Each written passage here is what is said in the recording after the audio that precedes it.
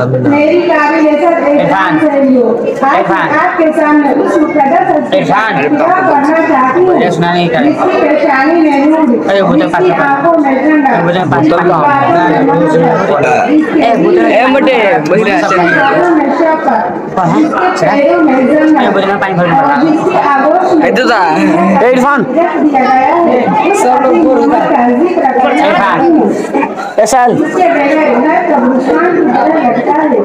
जिसकी मोहब्बत कभी भी दिखलावे के लिए नहीं होती है, जिसका प्यार वाणी में हर वक्त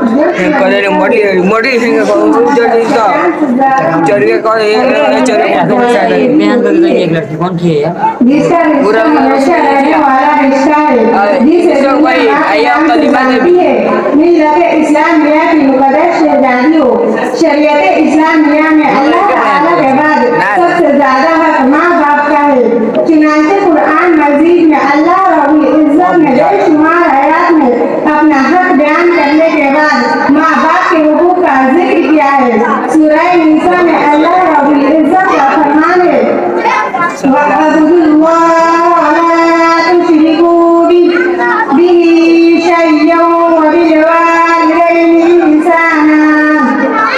और तुम अल्लाह की इबादत करो, उसके साथ किसी को शरीक ना करो और वालिदैन के साथ भलाई करो। सूरह लुकमान में इरशाद बारी है,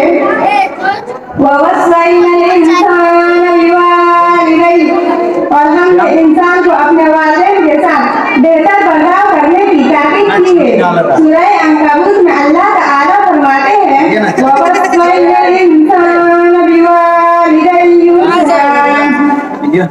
और हमने इंसान को अपने वालिदैन के साथ अच्छा सलूक करने की ताकीद की है। इस किस्म की बेशुमार आयत ऐसी है जिनमें अल्लाह ताला ने इंसान को अपने माँ बाप के साथ हुस्न सलूक करने, अपने माँ बाप के साथ शफ़क़त मोहब्बत से पेश आने और उनके साथ खैर खाई और भलाई करने का हुक्म दिया है। इससे शरीयत इस्लाम मियाँ में माँ बाप के मकाम और बुलंद मर्तबा का अंदाजा लगाया जा सकता है। माँ बाप की अज़मत और बुलंद मकाम का अंदाजा इससे भी लगाया जा सकता है कि अल्लाह ताला ने औलाद को, माँ बाप को डांट डपट करने और उनको औसत कहने से भी मना किया है। इशारे वाली है, वो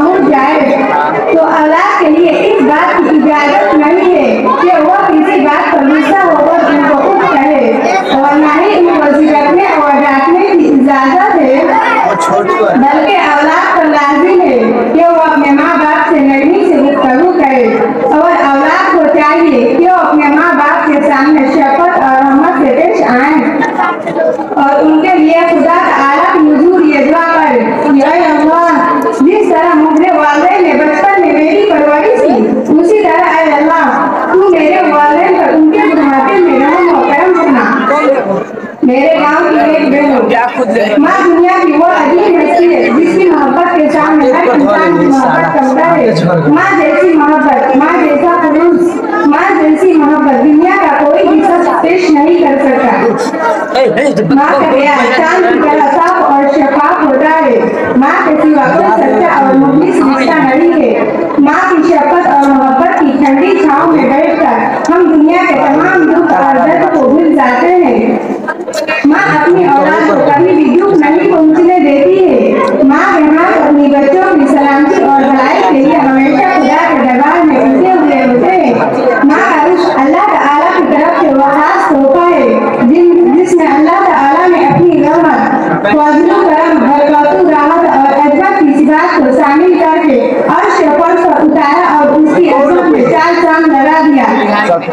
माँ के कदम तले जन्नत देकर अल्लाह ताला ने माँ को मुक़द्दस और आला मर्तबा पर फाइज कर दिया।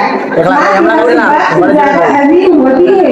माँ की नाफरमानी खुशी के बाद सबसे बड़ा गुनाह करार दिया है हदीस में।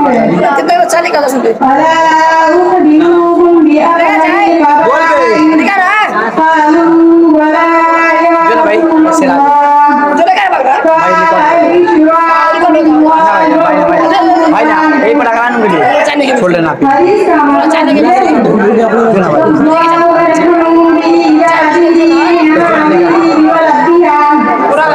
भाई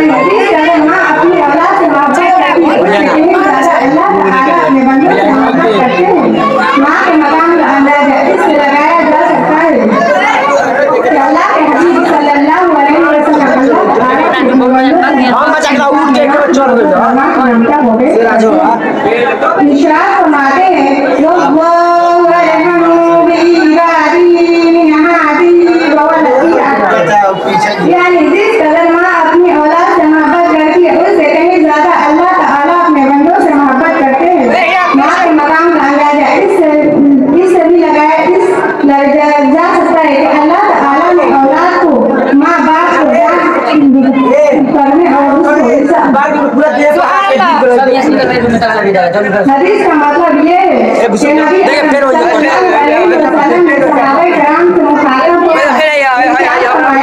क्या मैं तुम्हें बताऊं कि कबीरा गुनाहों में सबसे बड़ा गुनाह क्या है?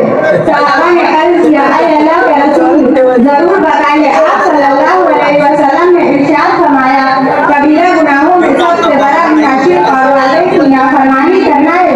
माँ की अज़मत के लिए यह बात काफी है कि अल्लाह के रसूल सल्लल्लाहु अलैहि वसल्लम ने माँ के कदम के नीचे जन्नत होने की बशारत दी है।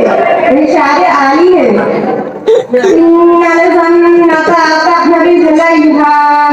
माँ की अज़मत बड़ी ख्वाबी से भी अयाब होती है कि आप सल्लल्लाहु अलैहि वसल्लम ने माँ बाप को औलाद के लिए जन्नत और जहन्नम करार दिया। यानी माँ बाप के इताअत करना जन्नत में जाने का और उनकी नाफरमानी करना जहन्नम में जाने का जरिया है। माँ की अज़मत का पता इससे भी लगाया जा सकता है कि अल्लाह ताला ने औलाद को माँ बाप जो शख्स अपनी माँ बाप को मोहब्बत की निगाह से जितनी बार देखता है उसे उतनी बार मकबूल हज का सवाब मिलता है। अगर वह दिन भर में 100 मरतबा वालिदैन को देखता है तो उसे 100 मकबूल हज का सवाब मिलता है।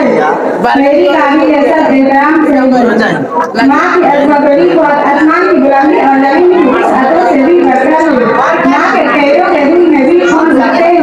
माँ एक ऐसी मीठी रोशनी है जिसमें ममता और मोहब्बत की कलियां मुस्कुराती है।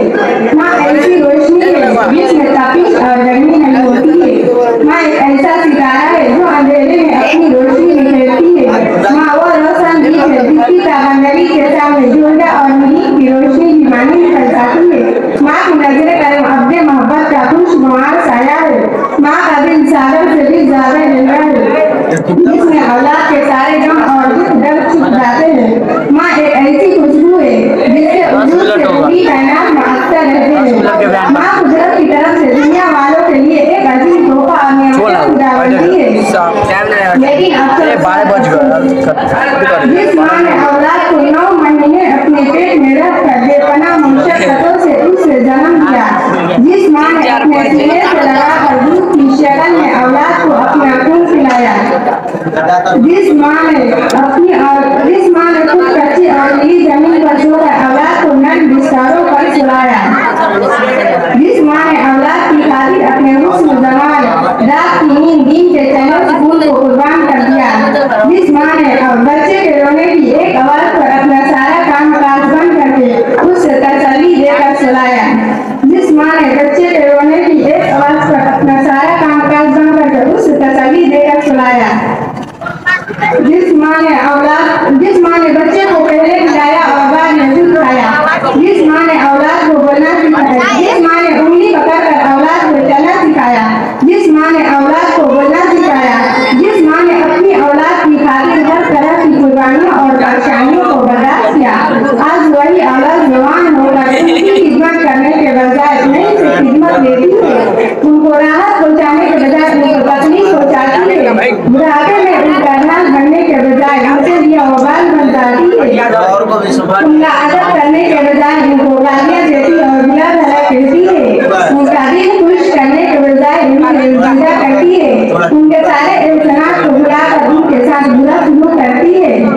ऐसी औलाद से मैं साफ साफ कहना चाहती हूँ कि याद रखो, आज अगर तुम अपने माँ बाप के साथ बुरा बर्ताव करोगी तो कल तुम्हारी भी औलाद तुम्हारे साथ बुरा बर्ताव करेगी।